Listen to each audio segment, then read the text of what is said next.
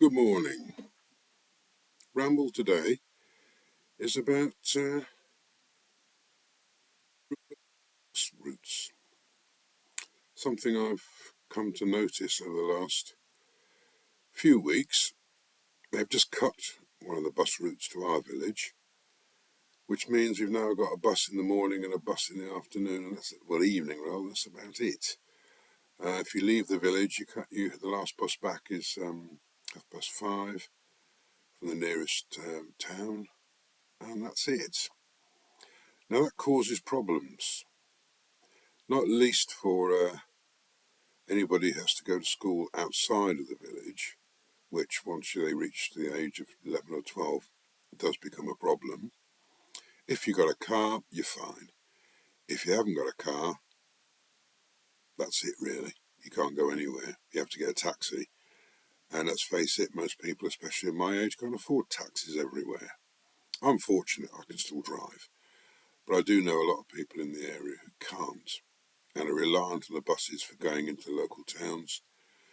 And this has been greatly reduced. People are using car share and things like that, but it does seem to be we are forgotten. And I say we, I mean the rural community are forgotten by the general governments of the country, of all shades, red, blue, whatever. They just don't seem to think that the rural communities are important in any way. Unless the farmers decide not to produce food, in which case they will suddenly become very important. And all of us here have worked all our lives. I know that's something you hear all the time, but it's true. We've all worked, we all pay our taxes, and we just do seem to be completely forgotten. I mean, going back to 1997, when I looked it up on the infamous Google, there were plans to do something about the transport problems in rural communities, but nothing actually happened. I mean, 1997 was the first back one I could find where the government actually had proposals. Then 2017, 2019, and now the government's just produced another one. Again, promising to do marvellous things for the rural community, which just isn't happening. It causes all sorts of problems. I mean, the young lads around here, there's not much in the village when it comes to work, but to get to a job, they have to use the buses. Now, the buses don't get them to the place of work on time because they don't start till about 7:30, 8:00. So they can't get to the actual places on time. They can't get back because, again, the buses finish too early. So if they're on an early shift, they can't get in on time, but they can get home. If they're on a late shift, they can get in, but they can't get back. I mean, what are they supposed to do?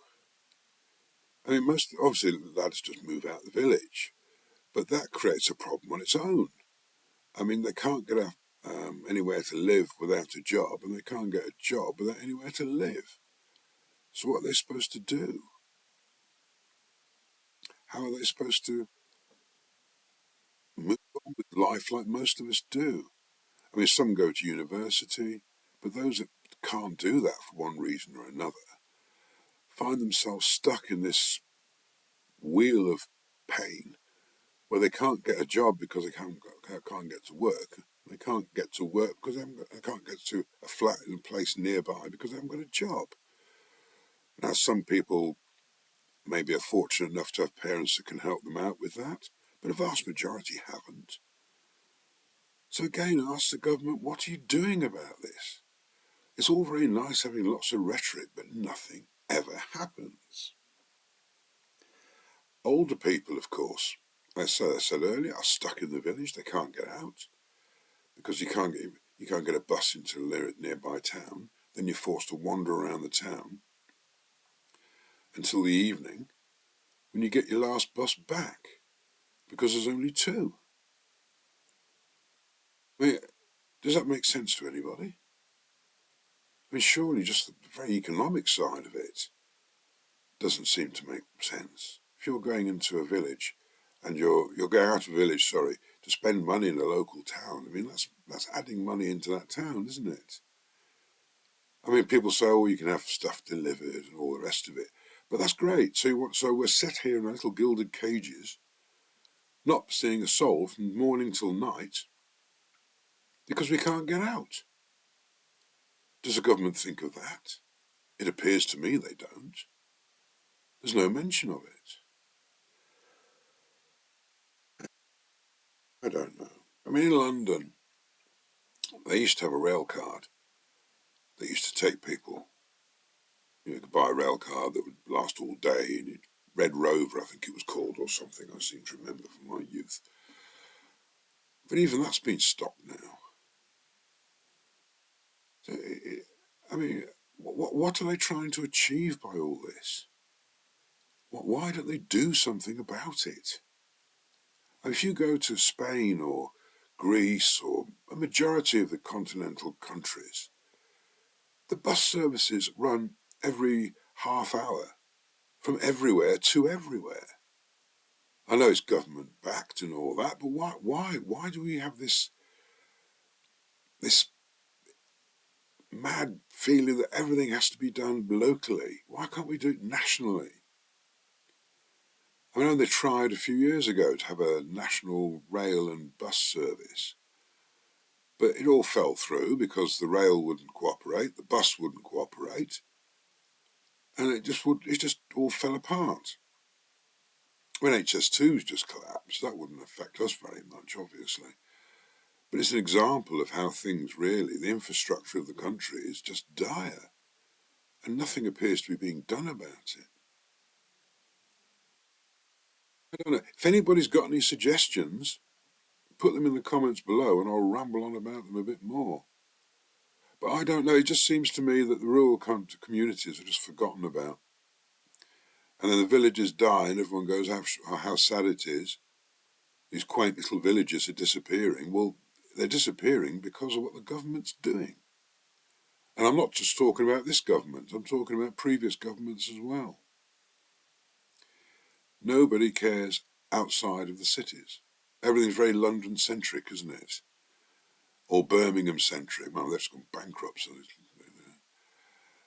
if you live outside a major town or a major city, you've got real problems when it comes to simply moving around the country.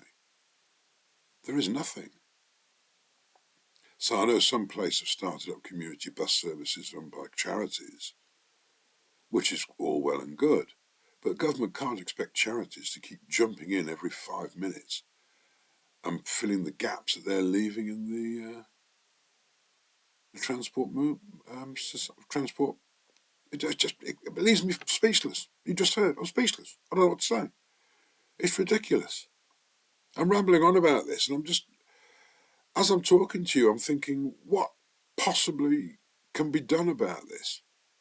Well, the only thing that comes to my mind is, as I said earlier, a government run, and I mean government, not just individual councils, but a government run system where you can get on a bus and travel, I don't know, 10 miles for £3, something like that. And the buses run a little bit more than twice a day. It would help the kids here to get work in other places and come back home again until they can afford to move out properly. And it would boost the economy for the area around. I don't know. What do you think? I know it's not a big subject. Anybody who lives in the city would think, oh, well, I'm all right because I've got tubes and I've got regular bus services and all the rest of it. But you live out somewhere like this where everyone goes, oh, it must be lovely to live in a village. Well, it is as long as you've got a car. If you haven't got a car, you've got no chance. Oh, well, that's it for today. It wound me up a bit, but there we go. That's why it's called an old man rambling on, because I just get frustrated. Nothing seems to change, nothing seems to get done. Anyway, like and subscribe. As I said before, leave me some comments if you think of anything you'd like me to look into and have a go at. And as far as that's concerned, good day, and look after yourselves.